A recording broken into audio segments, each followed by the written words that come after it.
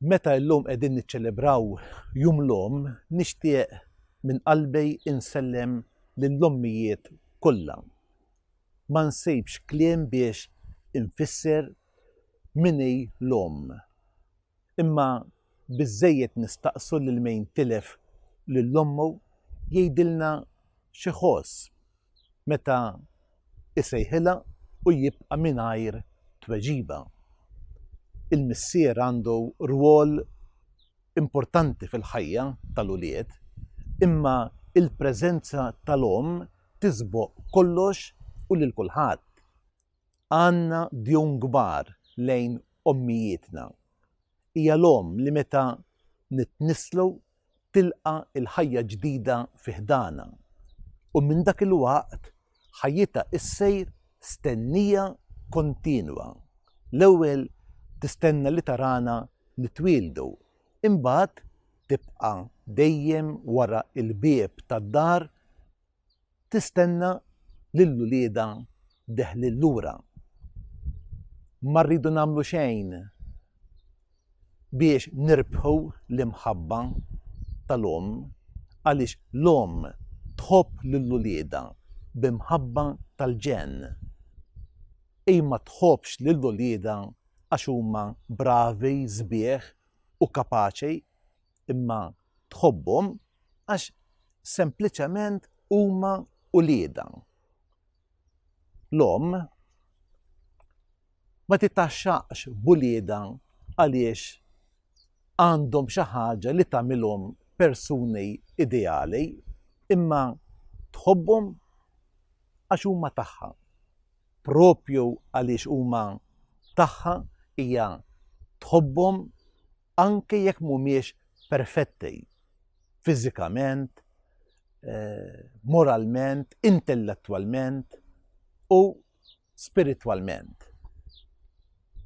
Għall-ulied il-wiċċ tal-om huwa id-dinja. F'wiċċha hemm kollox. Għaliex fil-ħarsa tal-om l-ulied jistgħu jaraw x'ikun għaddej madwarhom. Anzi, wiċċha huwa il-mera fejn l-ulied jistgħu jaraw wiċċhom mingħajr irtok. Kemm huwa minnu illi id-dirgħin tal-om huma l-ewwel wiċċ tal-om. Għaliex huma l-idejn materni illi iħadnuna, imelsuna, iħarsuna, iddewwuna, jinfaxxawna, jenuna inqumu fuq riġlejna, jixxuttawlna id-dmuħ u bosta ħwejjeġ oħrajn. Huma dawn l-idejn li bihom l-om tlibbes lill-ulieda u tagħtihom meta jinkixfu. Fi kliem ieħor, huma l-idejn kollha tenerezza tal-om illi ħafna drabi iżommuna milli neqgħu f'xi fondoq. Kull meta tinqala l-ħtieġa l-om hija l-ewwel waħda li toffri s-sokkors tagħha. Meta l-om hija preżenti, aħna maħniex orfni. Kif iħobb jgħid il-Papa Franġisku, il-preżenza tal-om hija mediċina kontra it-tendenzi individwalisti, egoistiċi tagħna llum illi qegħdin jgħalquna fina infusna. Soċjetà fejn l-ommijiet huma assenti titlef qalba u ssejr soċjetà kiesħa. Meta tirfes fuq id-don tal-maternità, is-soċjetà issejr kattiva fejn il-kalkoli, l-ispekulazzjoni jieħdu post l-akkoljenza tal-ħajja, l-imħabba, il-ħniena u l-modrija. L-om hija dik li taf tixel il-fjamma tat-tama fil-qlub meta jkunu fid-dlamijiet. L-om hija il-futur tas-soċjetà. fih tassew x'nixtarru il-kumment ta' teologu laik ortodoss dwar is-soċjetà li ma tapprezzax il-maternità. Dan jgħid li is-soċjetà moderna li hija profondament maskili fejn il-karizma tal-mara ma għandha ebda importanza hija soċjetà mingħajr Alla. Għaliex? Għax mingħajr Alla ma jistax jittwieled f'dejn is-soċjetà. Jekk dan kollu u aktar jgħod għall-ommijiet tagħna, nistgħu napplikaw ukoll għall-Omm tagħna tas-sema, Marija ta' Nażaret. Minn dakinhar illi fuq il-Kalvarju Ġesu fda lid-dixxieplu il-maħbub, Marija saret Omm il-bnedmejn kollha. Marija hija Omm li dejjem tistenna lill-ulieda biex tressaqhom lejn Ġesu, biex tqabbadhom it-triq ta' warajh. Ma rridu nagħmlu xejn biex nirbħu l-imħabba tagħha għaliex hija tħobbna il-koll. Mhux għax aħna perfetti, imma għaliex aħna ulieda. Marija għandha imħabba għal kulħadd, imma imbagħad għandha imħabba partikolari tinħall qalba lejn dawk ulieda li huma spiritwalment għajjenejn jew imxelfejn.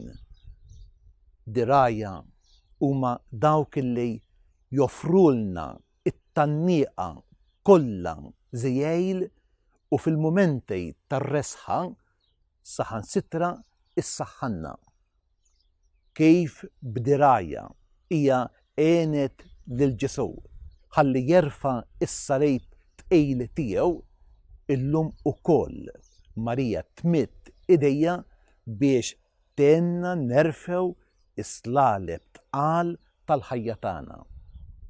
Jekk kif stqar il-Papa Franġisku, il-Knisja hija sptar fil-kamp tal-battalja, allura Marija hija dik l-infermiera illi ma tgħidix tieqaf mas-sodda ta' kull min huwa ferut moralment u spiritwalment. F'wiċċha naraw ir-rifless ta' kif għandu jkun il-wiċċ tagħna, wiċċ seren u kalm, rifless tal-ħajja interjuri. Nixtieq ħafna illi f'din is-sena Marjana il-kol kemm aħna nagħmlu esperjenza tal-imħabba materna ta' Marija, Omm Ġesu. Għaliex aktar ma nkunu ċerti li Marija hija Ommna, allura aktar imbedu minna il-mument li nkunu spiritwalment orfni. Fil-fatt, fil-ħajja jaf ikun hemm mumenti meta il-bniedem jgħaddi minn kriżi spiritwali, bħal meta iħoss li Alla ma jifdalu ebda toma bnina, meta jitlef kull interess f'dak li għandu x'jaqsam ma' Alla, meta jitraskura is-sagramenti għaliex ma jibqa' jara fihom ebda tifsira, meta it-talb jitlef għalih kull gost u sfidi spiritwali oħra. Din is-soċjetà u din il-Knisja li huma spiritwalment orfni jinsabu resqejn lejn il-qabar kemm għaliex il-baħ ta' Alla huwa tqejl wisq, kemm għaliex jeżisti r-riskju illi meta jonqsu il-ġenituri l-aħwa ma jibqewx aħwa u l-għaqda u l-armonija tal-komunità ekklesjali tisfaxxa.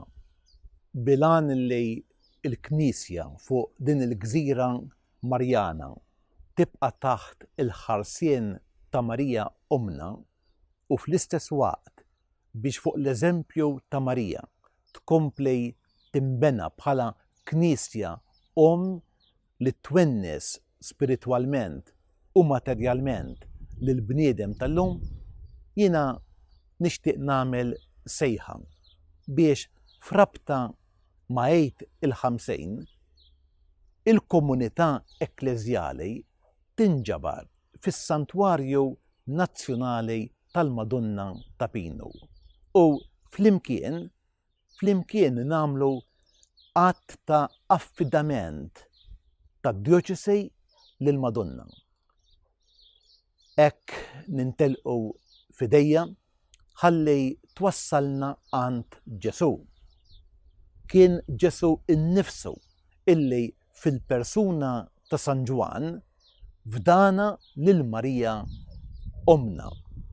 Kif jgħid San Luigi Maria de Montfort, id-devozzjoni lejn il-Verġni Marija hija meħtieġa biss biex il-bniedem isejb perfettament lil Ġesu Kristu iħobbu qalbu kollha u jaqdih bil-fedeltà. Kif dakinhar fiċ-ċenaklu l-Ispirtu s-Santu ikkonferma il-maternità ta' Marija li kienet miġbura flimkien mal-Apostli u n-nisa il-koll qalb waħda jitolbu flimkien, hekk nhar Għid il-50 li ġej aħna insejħu lill-Ispirtu Santu biex iżommna maqudejn ma' Marija Omna. Kif fl-ewwel żminijiet l-Ispirtu Santu nebbaħ lill-Apostli biex iwessew dirajn il-Knisja bl-għażla tas-7 djakni ħalli jieħdu ħsieb ir-romol, ħansejħu aħna lill-Ispirtu Santu biex idawwal lill-Knisja tagħna biex tagħmel dawk l-għażliet favur l-orfni tal-lum. Bit-tħejjija għal dan il-jum jiena inħeġġeġ lis-saċerdoti, lir-reliġjużi, l-għaqdiet tal-lajċi, partikolarment il-Leġjun ta' Marija biex ixerdu aktar it-tagħlim sabiħ ta' San Luigi Maria Grignon de Montfort dwar il-konsagrazzjoni tagħna lil Ġesu minn idejn Marija. Fi spirtu ekumeniku jiena nappella wkoll lill-insara preżenti f'Għawdex biex kemm individwalment kif ukoll bħala familji, gruppi, komunitajiet reliġjużi u parrokjali, skejjel, clubs u l-bqija jagħmlu b'mod solenni l-istess affidament. Fil-filokalja Russa, jiġifieri f'dawk il-kitbiet spiritwali tal-Lvant, jirrakkontaw illi darba San Girgor is-Sinaita staqsa lil San Massimo jekk kienx għala il-grazzja tat-talb. Dan brasu baxxuta wieġbu illi darba waqt li kien qiegħed jitlob minn qalbu quddiem ġbija tal-Madonna u ta' bewsa ħass dexa f'qalbu u bħal nar ħiereġ minn dik iġbija. In-nar ma ħarqux, għal kontrarju, ħassu jifriskah u jimlielu qalbu bil-ħlewwa. Minn dakinhar qalbu qatt ma nixfet titlob.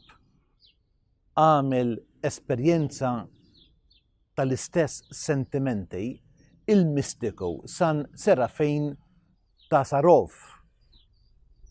Mistiku illi tant kien iħobb lill-Madonna li kien imsejjaħ laħam minn Marija. Meta jitlob u kien isellem lit-Trinità Qaddisa. billi jgħid il-glorja quddiem ikona tal-Madonna. Konvint li Marija bħala il-medjatriċi tal-grazzjej tressa is-suppliki tiegħu fih dan it-Trinità. Min qalbi jiena nitlob lill-Ispirtu Santu biex it-talb tagħna kollu fiduċja quddiem Omna Marija jagħtina ħjiel ta' dak il-ferħ għaddejs illi ġarbu dawn il-qaddisejn. Bl-interċessjoni tal-Tana ta' Pino nitlob il-barka tal-Alla fuqkom il-kol.